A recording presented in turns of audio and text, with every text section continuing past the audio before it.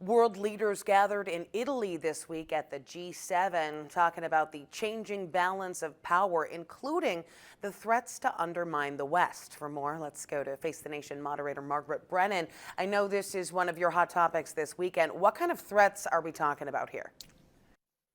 Well, there are many, and it says a lot that in an election year, what's expected to be a tight election, you have the President of the United States going to Europe twice in 1 week. In other words, not on the campaign trail. And he's doing it this week in Italy to try to rally Western allies, also speak to some key big economic powers about how to counter Russia and its invasion of Ukraine, how to stand up to China's influence, not just in its help to Russia, but also its pressure that it is putting on some governments elsewhere in the world. It is really about sort of rallying allies together in the face of a number of new threats.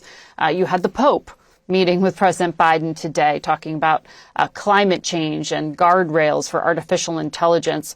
We'll talk about all of this, including an ongoing and elevated terror threat here affecting the homeland. We'll talk about that with Mike Turner. He is the Republican chair of the House Intelligence Committee, and Samantha Vinograd, a former counterterrorism official. All right. You also talked with former Microsoft CEO Bill Gates, always a visionary. What is he working on?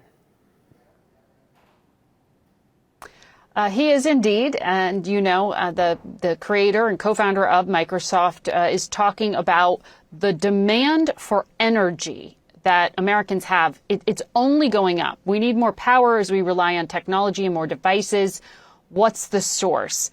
And as you know, he's very focused on environmentalism. And it's interesting because in this environment, when you bring up something like climate change, it can be really partisan, get very political very quickly.